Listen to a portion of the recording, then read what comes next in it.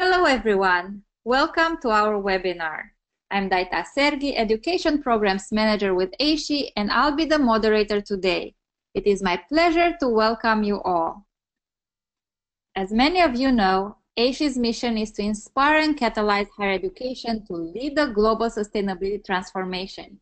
We are an international association with about 1,000 members spread across more than 20 countries, including Australia and Guatemala.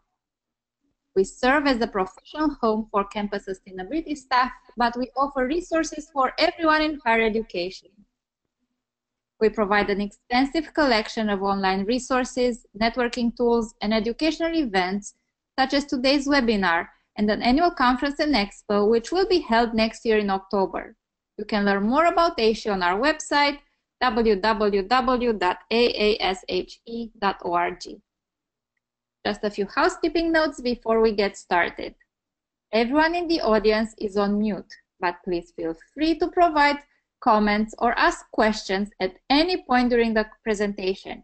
You can do that by typing your questions in the questions pane in the control panel on your screen. You can also contact us later at education@aashe.org and we will get back to you.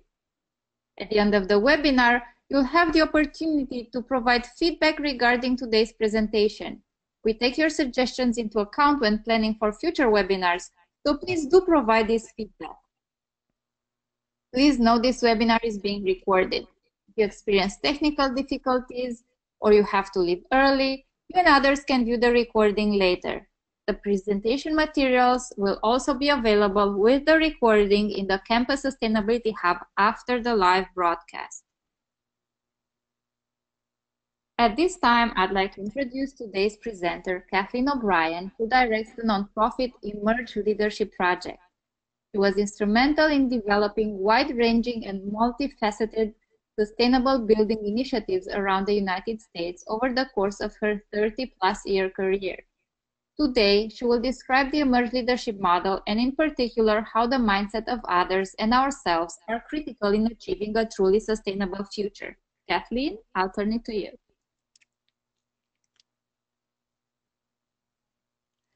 Hi there. Let me get my up here slideshow. Okay. Hello there. So so the main point of my presentation, and thank you, Daita, for that wonderful introduction, is that every project, whether it looks like a policy, program, or building, is an opportunity to transform. Not just the physical environment, but the community involved or otherwise impacted by the project during its life. This transformation is really only possible, in my mind, by addressing mindset, both of the leaders themselves, that's you, and of course those led, which is you as well. Before we go further, I want to give you a layout of the presentation so you get the most out of it. I'll be presenting some concepts in line with what I've just said, but I'll also be stopping to let you reflect on some questions I'll be asking you. So I want you to make sure you have the ability to jot down a few notes for each of these exercises so you can refer to them later. In addition to general concepts, I'll also be discussing two skills that I think are particularly important for success using the Emergent Leadership Model, witnessing and constructive facilitation. But before we go even further, I have to tell you, I just hate not being able to see you and for you to see me. So I know it's kind of goofy, but if you could all quietly smile at each other and me, I would love it, and perhaps your computer would like it too. So okay, let's remember to do that every once in a while.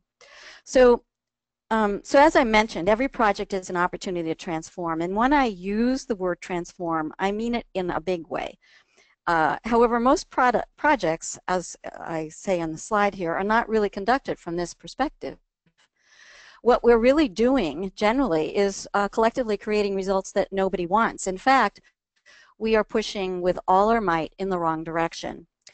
So in my 30 years, as Daita mentioned, I have been looking at this. My main goal as a consultant and then lately on the nonprofit project is to accelerate life-sustaining solutions in the built environment using emergent leadership principles. And as in the course of 30 years, of course, I was often frustrated by the speed or that which was taking this was taking, and sometimes it's been exciting, but sometimes darn frustrating. So professionals that I worked with over the years share both those up and downs with me, and they would, particularly those taking the Sustainable Building Advisor course, be asking for something else. We had learned we needed good business cases, but marketing didn't seem to be enough to achieve the kind of transformation that we were looking for. What were we missing? So again, having this perspective, having looked back over 30 years of writing, consulting, especially in the beginning when sustainability wasn't even a word on a lot of people's minds, I thought about leadership rather than marketing, and that leadership was the difference. So I also thought about the myths about leadership, the ones that even I had succumbed to. The first one being that we have to be born leaders, we have to be charismatic, we have to have a personality that lends itself towards leadership. Or we have to have a title, we have to have authority behind me, whether it's a code or whether it's, it's my title, president, corporate, CEO, etc. But I believe, and I know this from my own experience, that we really can learn to be leaders, that we don't have to be, we don't have to have a title, we don't have to have charisma, and we can lead from any chair through collaboration and persuasion. And in fact, I believe this manner of leadership is better suited to achieving lasting change and more aligned with the philosophy of sustainability. And before I go on, I do want to define sustainability. It's probably something you've heard a million times, but I just want to make sure that you and I are on the same side of the table here. And first, sustainability is intergenerational. So it has to do with not just this generation, but dealing with the needs of future generations.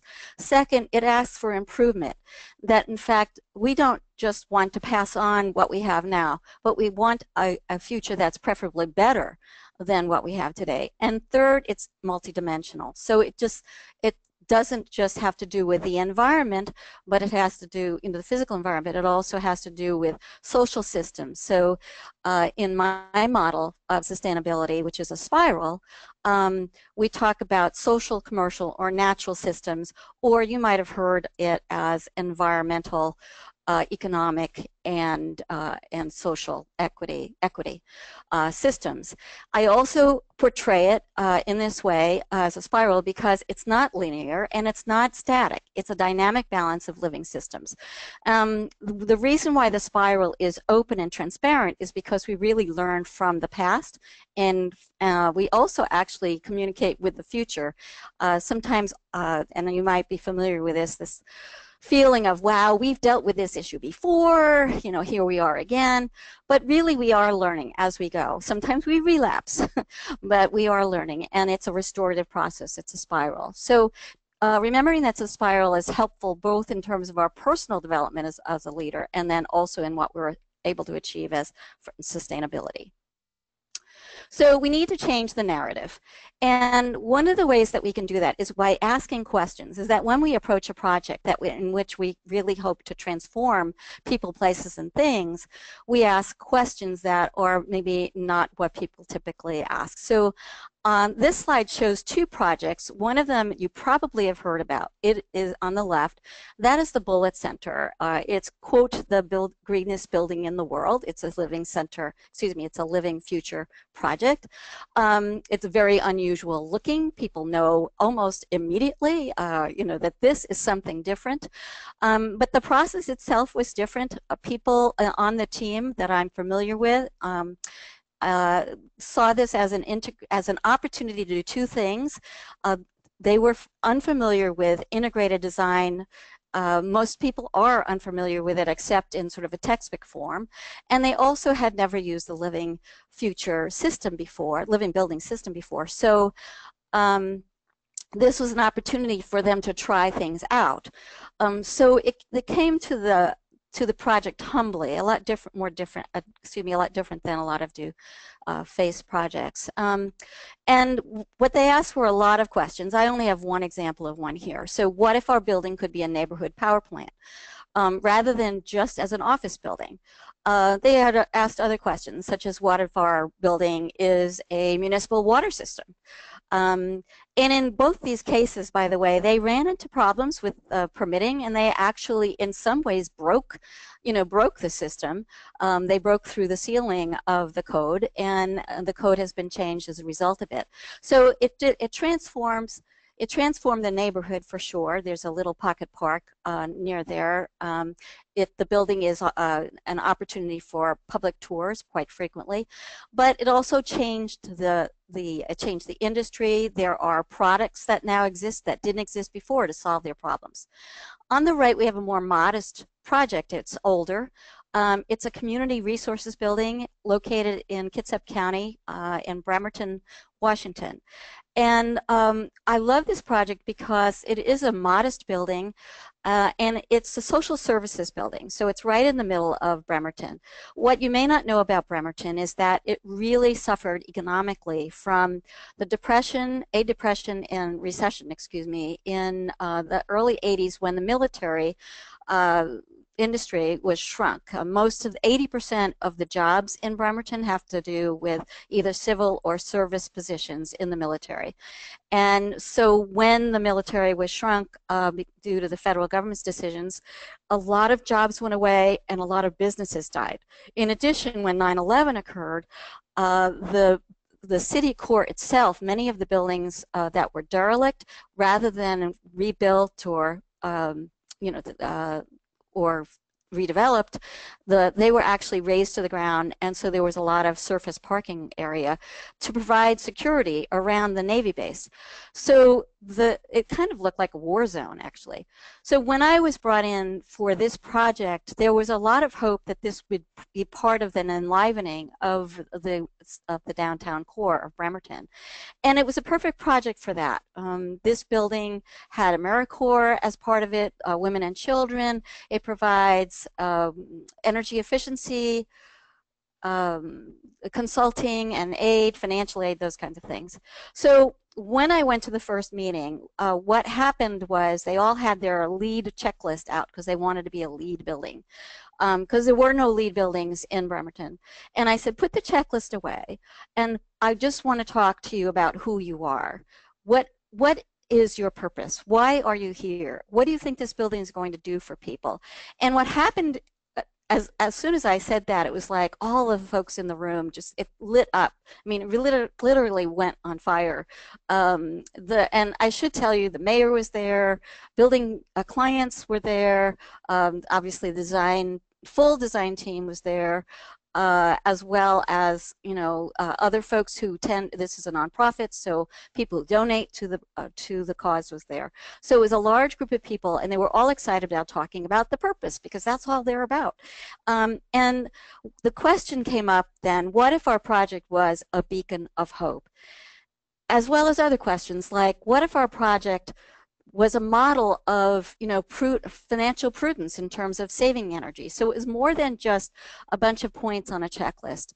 The building proved to be that beacon of hope, and in fact, not only in ways that I've already mentioned, but clients who work there, because most of their employee base are former clients, they stopped smoking because of the tobacco requirement with regard to LEED. So it really changed people's lives, and it got a lot of press immediately, but it still stands as a beacon of hope.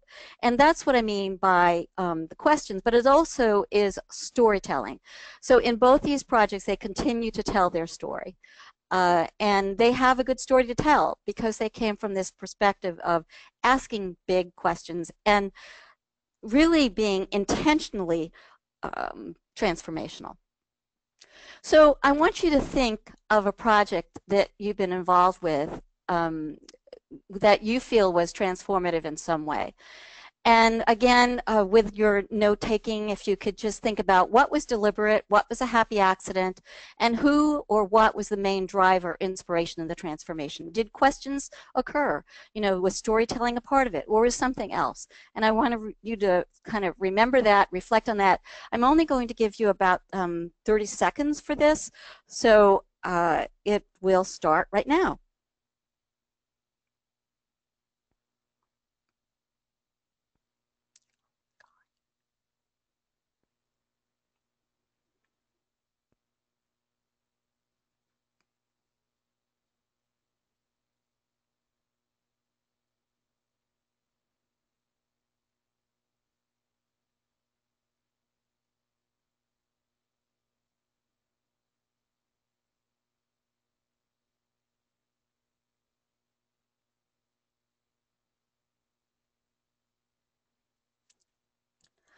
Okay, so when you know, retain those notes, and then we'll hopefully you can submit it as part of the questions, or you can actually start submitting that right now if you have thoughts that you want to share. I think Daito will be taking care of that. So let's move on. So what are we talking about? How do we get that transformation to occur? Well, as I was thinking about what does it take to be a leader, what does it take to actually create change, I thought about the three buckets that I had seen in my work, and they're leadership, change, and community, or you might consider them pieces of a pie. And the reason I call it emerge was because of the word emergence is actually comes from nature, and I did want this to be aligned with sort of a natural, since we're talking about, you know, sort of a living future, a natural process. And emergence is a phenomenon in nature where simple elements come together to form a functional and beautiful complex system. One of the most common understandings of what emergence is a snowflake, and I don't think it's a surprise. Most people, the first thing they think about with snowflakes is the idea of its uniqueness. So the model is about a leadership that is suggestive, not prescriptive. A lot of times, I'm sure you go onto the online, you know, and there will be, you know, 10 steps to being a leader, you know, or 3 things to remember when you're being a leader, or that kind of thing. And that is, I don't think, actually very helpful, except to sort of in the immediate. But the Emerge model is about really expressing your unique, providing your unique expression of leadership. So I tried with the model, and you'll see, I tried the model to be suggestive. It's also strategic because it isn't a 1, 2, 3 type of thing. You have the option of really looking at the energy within systems. And when you do that, then you can actually create hotspots within the systems, or log on to hotspots within systems, and create further energy and watch those networks work. There are 4 methods of intervention, and that's what we're really talking about, right? We're talking about strategic intervention. And there's 4 ways that we do that in the Western world. Education, which is advocacy, making it convenient to do the right thing by rewarding policy, making it inconvenient to do the wrong thing by penalizing policy, and making it illegal to do the wrong thing, mandates. I think in the green building world, we've really paid more attention to education and mandates. I think we have a lot more opportunity, and I would really suggest that folks look at more ways, more creative ways, to making it convenient to do the right thing or inconvenient to do the wrong thing. So those are the 4 societal ways that we intervene. And then there are places to intervene, right? So there are 4, I'll say buckets again, sort of areas in which we intervene, types, kind of places within systems, and technologies, tools, process, and mindset. These are in order of effectiveness, and what that means is that mindset is the most effective way, and this is drawn from Donella Meadows as well as Barbara Batcholom and Bill Reed. They looked at Donella Meadows' original document around thinking in systems. The problem is that most of us play around in technologies and tools, and partly because it's more fun and more concrete. But the reality is that it's mindset we need to address, and it's process that will help us do that. So in the model, I take that into account. And there are 3, I mentioned 3 pieces of the pie: leadership, change, and community. And you'll notice in this more detailed portrayal of the model is that there are 3 layers for each of those pieces of the pie. So the bottom for each layer will be the foundation, the middle is the core, and the central piece is the distinction. What makes this really different from other leadership models? And the idea, again, being making transformation intentional. So let's look at leadership. I am going to primarily look at servant leadership for this part of the presentation, but in the bottom, principal business practice is what you get if you took an MBA class, you know, walking the talk, for example, those kinds of things. And the servant leadership I'll talk more about in a minute. And aspirational leadership is what makes this particular pie different, which is that we do have an agenda. The agenda here is that transformation towards a built environment that is life-sustaining. So I want to talk more about servant leadership. A servant leader is a person of character who puts people first. He or she is a skilled communicator, a compassionate collaborator who has foresight, is a systems thinker, and leads with moral authority. Now, a bunch of these are skills that you can learn how to do. There's a couple of things here that are things that are really character building, and obviously the first one, person of character, and the last one, moral authority. You earn moral authority by doing all of these things, right? So there's something greater than simply a bunch of skills that you compile, in your toolbox. And that later is the result of servant leadership.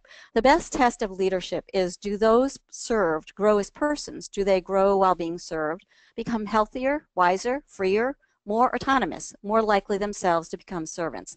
So this is from Robert Greenleaf. He coined the term servant leadership in 1970. And he also asked, what is the effect on the least privileged in society? Will they benefit or at least not be further deprived? So to me, it is very, very fitting with our sustainability goals. So I have a reflection. This is where we're going to stop again.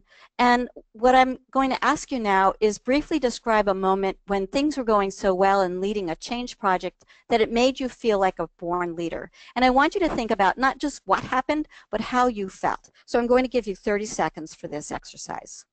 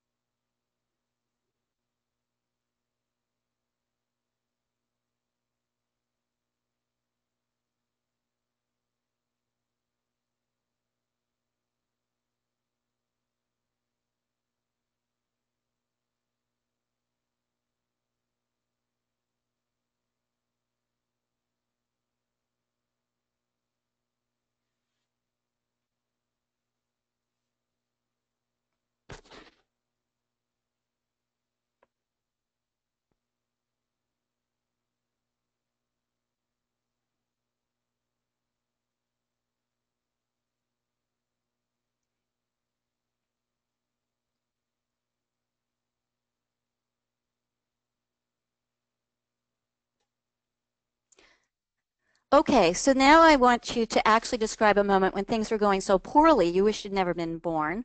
And I know that's pretty dramatic. You're not going to be asked to share. So again, jot some notes. What was going on? What were you feeling? What was the intention that you had, that kind of thing. So 30 seconds.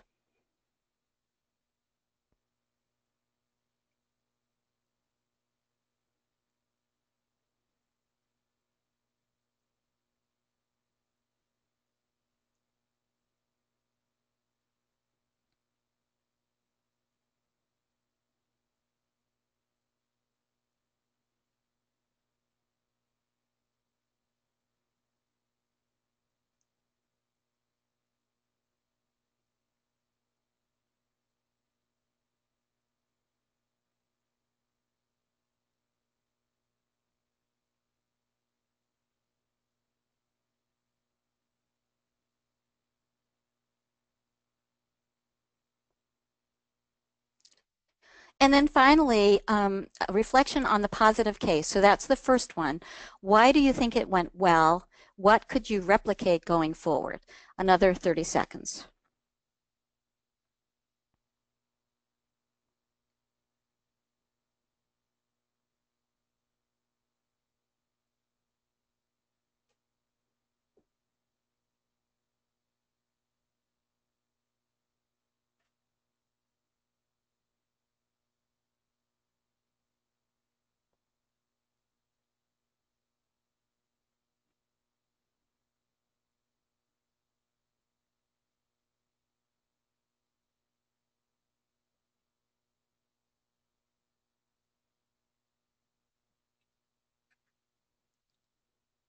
Okay. So I mentioned earlier that there were a couple of skills that I felt were particularly important, and witnessing is one of them. It's particularly important if you want to actually be a servant leader, right? If you want to grow people who you are leading so that they also can lead. And witnessing is being observant, being self-aware, and particularly in being neutral and teachable. So a lot of folks would say that this is a form of mindfulness, and it certainly is a form of mindfulness. But it's also a matter of noticing so that you can actually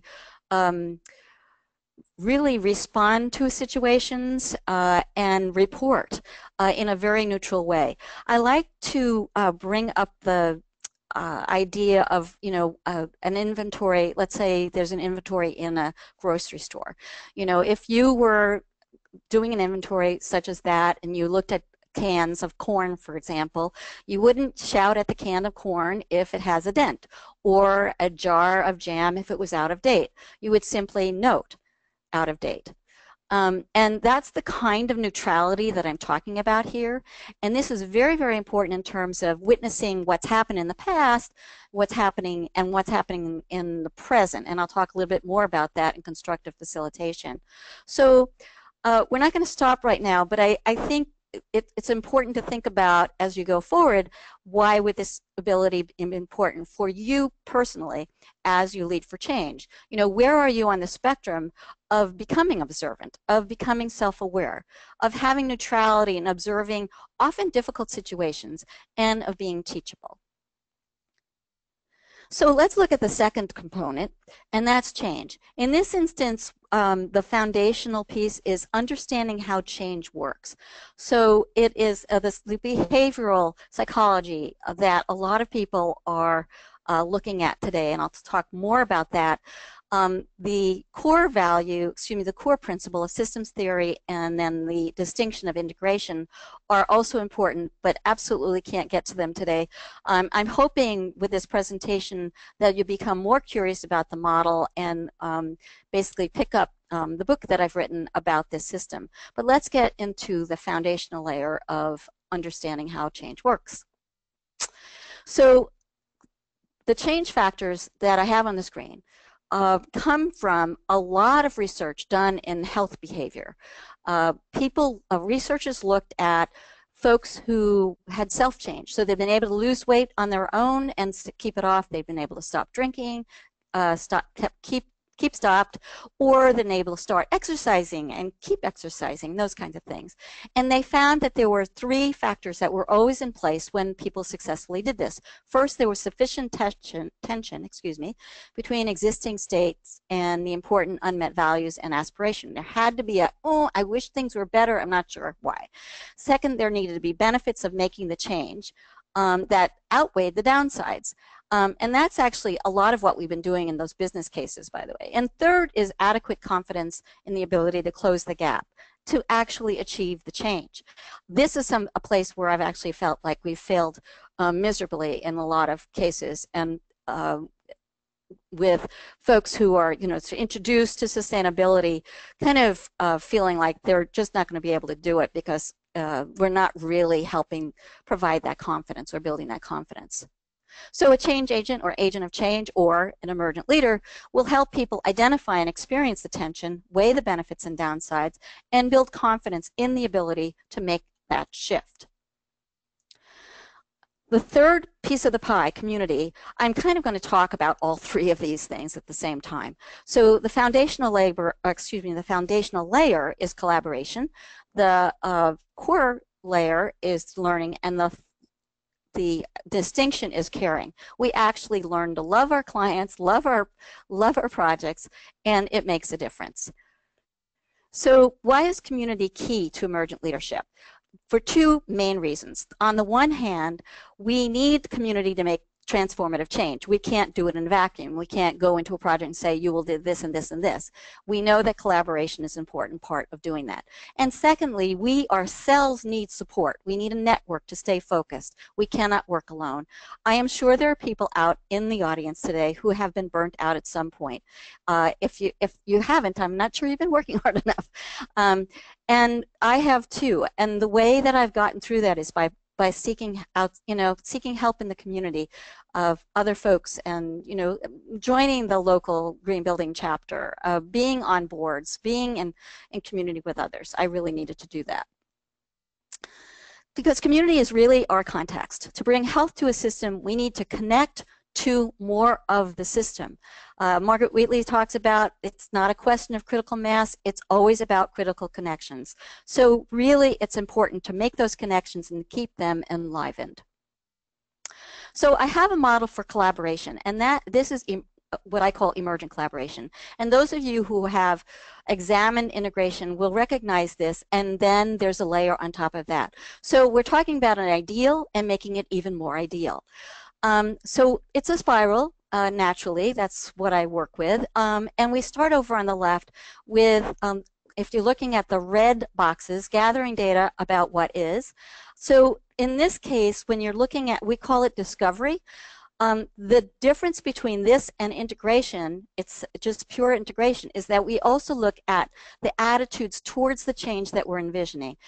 Are people disinterested, or are they actively doing, or anything in between? So we're looking at that spectrum, and we take that into account when we plan our education, when we plan our design meetings. Imagining and exploring what could be.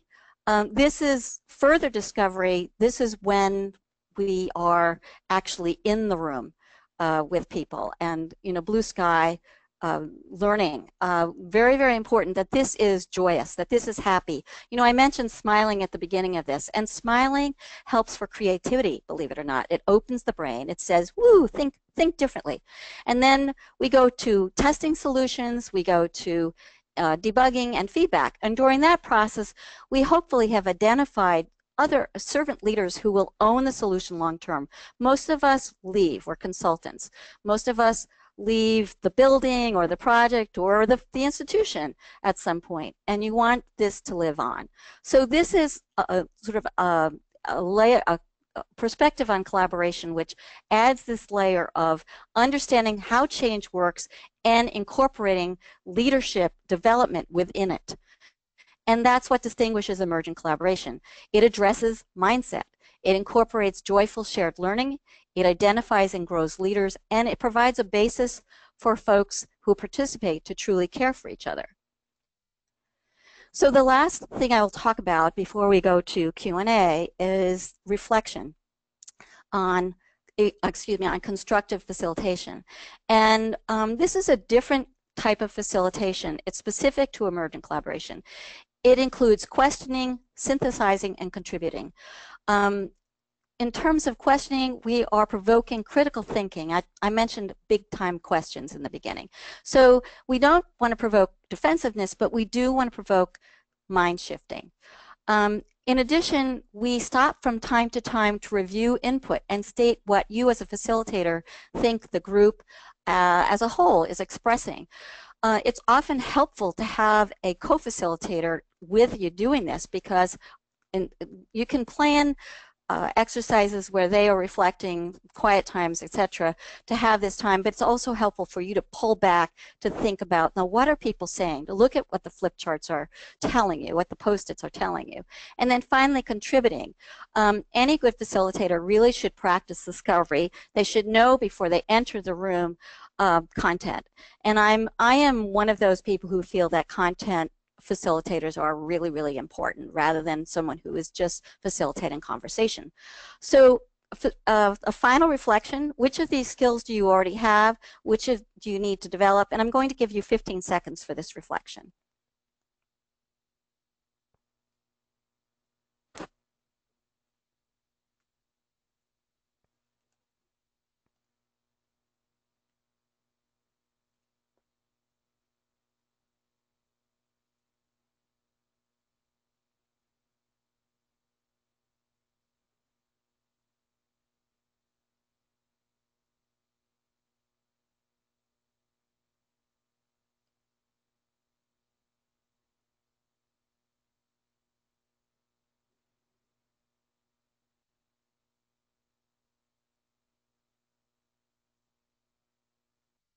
Okay.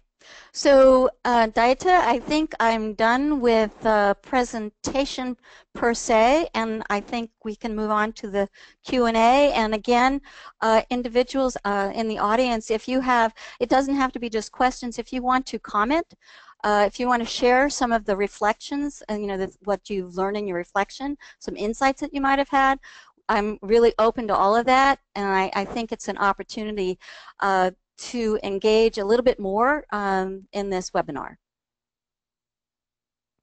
Thank you, Kathleen. Thank you so much for sharing your expertise with us today.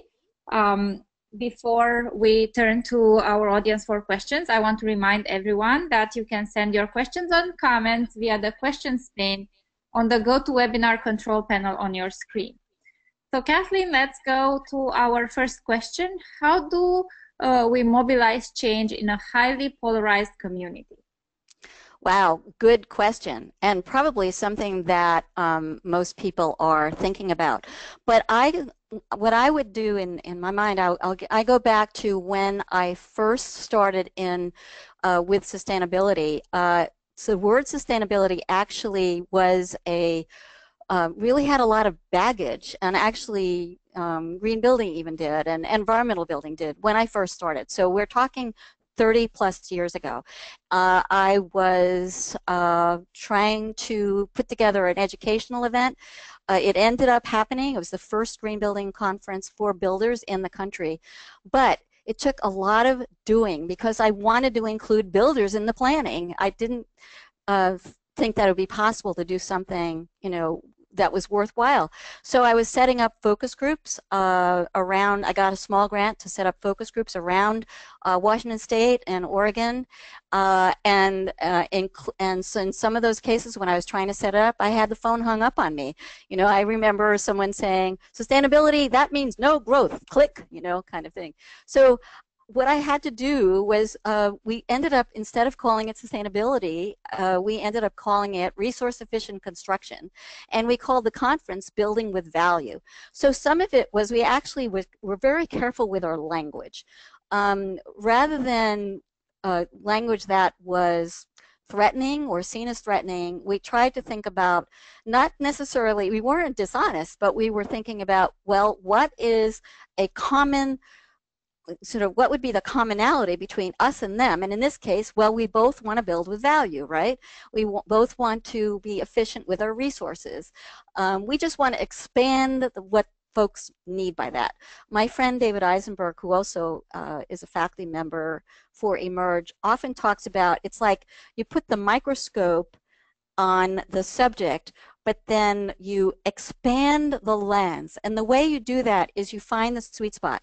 What are your commonalities? What do you both care about? And you will find that even in a polarized situation, there will be values that you care about and that you share. And the way that I do that is through exercises that elicit that, usually drawing or other sort of, one-word kinds of exercises. Thank you, Kathleen. You mentioned your book. What is it and how can I get it? Okay, I'm actually going to move the slide so it's easy for people to see this. So there's my book. It's called Emerge, a strategic leadership model for the sustainable building community. It's available in print and Kindle on Amazon, but you can also get some information at the site, emergeleadershipproject.org.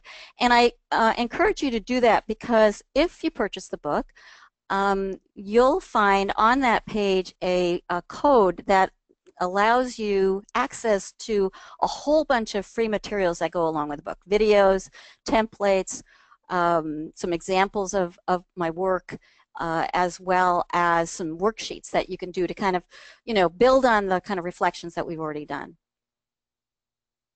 Thank you, Kathleen. I want to address a question now because a couple of you have asked if the slides will be available. Yes, we will share them with the video recording tomorrow, and you'll receive an email once they're uploaded. Kathleen, can you say more about constructive facilitation? Yeah, so that is one of those one of the things that happened with facilitation over the years that as I was watching it and becoming more and more involved with active facilitation of groups, usually with individuals that had very different ideas, sort of back to that polarization. But and that was that I needed to be able to come into a facilitation with an understanding of what was going on. And so this merges with that idea of the emergent collaboration. When I was talking about understanding what the attitudes were, in my book I talk about a friend of mine who he's still working in the building industry, and this is a guy, he's just an amazing guy, very social, and he will know pretty much what's on people's minds. If there's a 20-person, meeting, he will pretty much know what's on the minds of those 20 people before they get into the room together. And this can be done through some phone calls, through surveys. I like to use SurveyMonkey, but basically, getting some ideas of, what are on people's minds, what are their concerns, what are going to be the hot spots.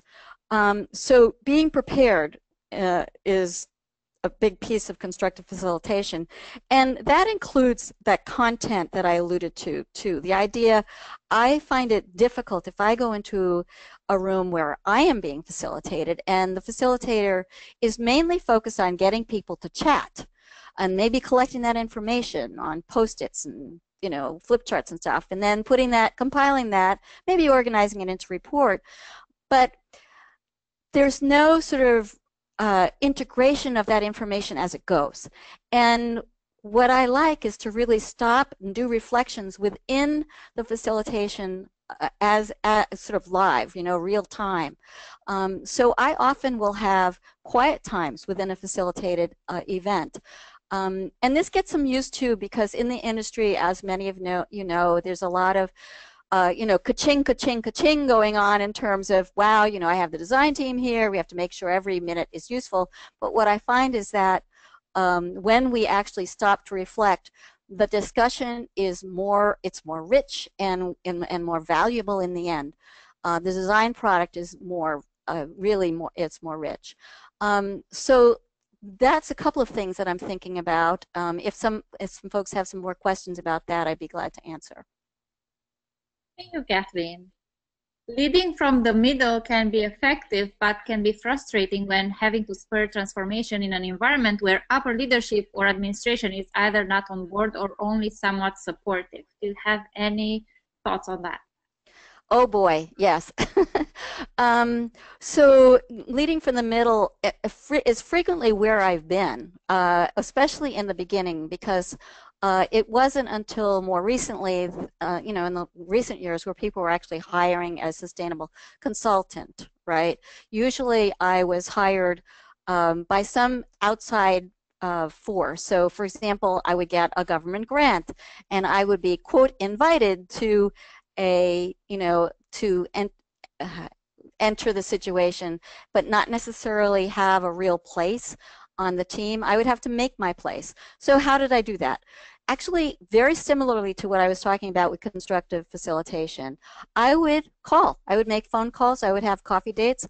I would find out, what are on people's minds. And I think, you can do this even if you are within a firm, and let's say, you have a boss, or you even have underlings who are not necessarily, let's say they've been in the biz for a long time and they're not necessarily following the same, they're not aligned with you. Again, you need to find out what the sweet spots are. One time a young architect came to me, and she was, I'd say, 5 years into it, and she was disappointed in her situation. She had 4 folks who were her bosses, and corporate, they were the principals of her firm. It was a design firm, and she felt that they weren't very supportive. And what I suggested to her actually was that to pick one of the 4 that she felt was the most open to being influenced, the most open to a discussion of sustainability, and to actually ask that person to mentor her. Because in mentoring, if there's anybody out there who's ever mentored, you learn almost as much as the person who you're mentoring. And so in that mentoring, I was suggesting that she talk about, because any mentor will ask you, a good mentor will ask you, well, what do you want to do? Where do you want to go? And so this would be a great opportunity for her to talk about sustainability and maybe get them excited. So it's a little bit devilish, but kind of that's the way I work. Thank you, Kathleen. Those are good tips. Let's see another question. Why do we tend to focus on technology and tool solutions if that doesn't work? Well, that is a very good question, and I think two reasons. One is they are concrete, and the second is they are fun. So we can see them. And mindset is, mindset and process, which is sort of the better way to go, are more ephemeral, right? You have to do some self-work because it isn't just about the mindset of the individuals that you want to change, it's your own. If you recall, I was talking about witnessing. That is about that you have to change and grow and mature in your own ability to lead in order to do that, right? So to address your own, to be able to witness in a neutral way. So you have to address your own mindset as well as others. I wonder if anyone has any comments about your own experiences with regard to leadership. Perhaps, Daita can share that with me in a minute. But the reason I ask that is because it's important to think about what do you bring into a situation, right? Your particular mindset. And I think, sort of back to the question of technology and tools, if tools can be helpful, I think it's a question of making it fun to actually address mindset. So I like to include play, because tools are play. That's why people like them. We love our apps and playing games and those kinds of things. I play Words with Friends with my son in China. But if you can bring play into the process rather than a whole bunch of talking, this will really elicit a lot of better ideas, especially from thinkers and designers. So Daita, has anybody commented, shared about? I hope so. Shared about some of the reflections. Yeah, we have one for now, but I encourage everyone to send theirs also. It's from the first reflection that you asked about, one moment where everything happened the right way, and they said that there was a tipping point where the same message was coming from various directions to the leadership, and this is what helped a lot to get them on board, was that there was a lot of groundwork at the community level, lots of one-on-one discussions, but then for the leadership, it was very useful to get the same information or same message coming from various sources. Right. Well, see, and that's great comment and share. Thank you very much, whoever did that, because that is that idea. So first of all, I heard the word groundwork. So there was groundwork prior to this event or project done to find out where people were at, but then there was confirmation within the project, sort of the real-time project discussions itself, and that confirmation is helpful. If you recall in my slide where I talk about what were the change factors, one of them is building confidence that you're going to be able to do something. And leaders often need confirmation from their team or from their funder or from some body or bodies that they're going to be successful, that the effort that they're going to make to do this thing, to make this change, is going to bring about the change that is, that's beneficial. And so when they have that sort of that confirmation, that builds that confidence. And so I think it's really important to be intentional in building that confidence, And when someone sort of looking at, sort of out there in terms of, what kinds of things create change, it's not going to happen by magic. We actually have to be activators of that. And so we do our research, we do our discovery, and we bring intention into the experience that everyone's having. It does not work to bring in a whole bunch of sort of, let's say, telling slides without an understanding of where people are at.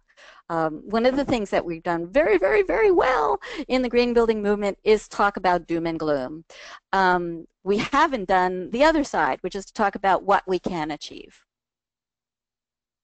Thank you. Well, this is a good lead in to the next question. Can you say more about what you mean by creating a joyful learning atmosphere for emergent collaboration? Well, great question. So I mentioned earlier the idea of play, and so I will often start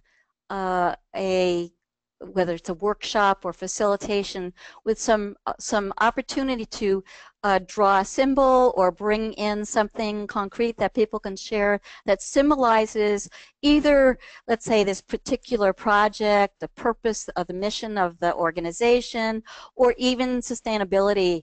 I have had, I remember, and this was a long time ago, I was meeting with a bunch of facility engineers, and I was trying to think, well, how am I going to do this? And my first thought was, well, because they're not sort of drawing designs. These were engineers that were mainly working with numbers, but I did ask them to draw on their name tag, so I tried to keep it really safe, a symbol of sustainability, and they came up with some great stick figures, and then I asked them to share what that was. I also have done, sort of depending on, who is in the group, I can get, we can get even more, we can get more creative with that. But the idea is to open up with self first. Who are you bringing to the table here? Who's here at the table? Sort of open that up. But then to, I think to play games, I actually, with one project, we had teams that debated certain aspects of the project. So playing games, using color, using stuff. I bring in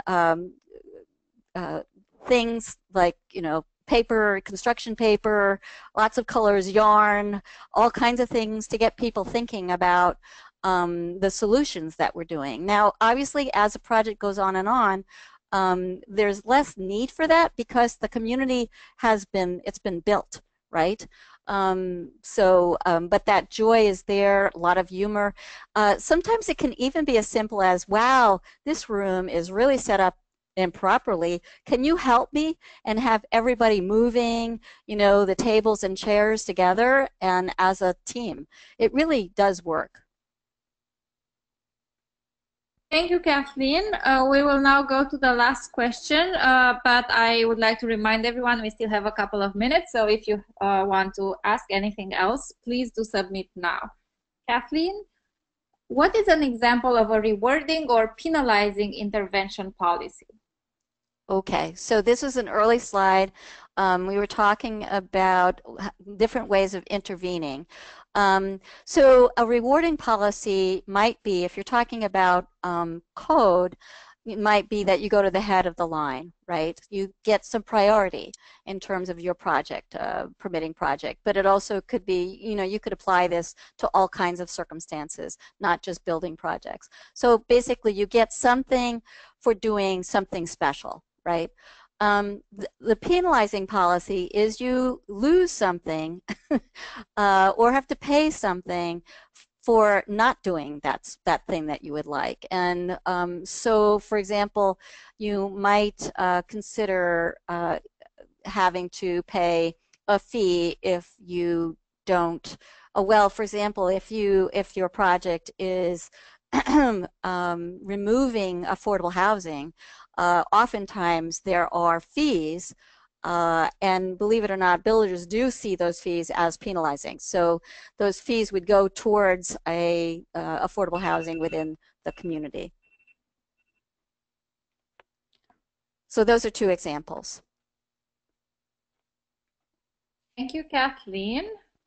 We are now at the end of the questions, but before we conclude today's webinar, sorry, technology here is not working with me. Okay, show my screen. I wanted to let everyone know about our next webinar entitled Sustainability Beyond Campus, Engaging Students in Sustainability, Resilience, and Climate Policymaking, which will take place next week, Wednesday, December 6th, starting at 3 p.m. Eastern.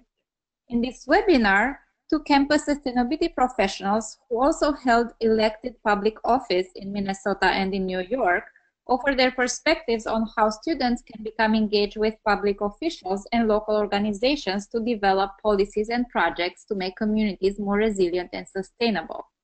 You can learn more about this webinar and our other professional development offerings on our website. I hope you'll join us again. Also, final reminder to everyone to please fill out the post-webinar survey, which will show up on your screen once the webinar ends. Thank you so much, Kathleen, for sharing your expertise with us, and thank you everyone for attending.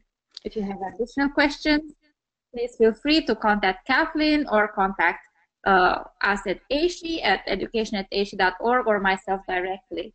A reminder that the recording and presentation materials will be available in the AASHE Campus Sustainability Hub tomorrow, and you'll receive a notification once they're uploaded. Thank you so much, Kathleen. Have a good day, everyone.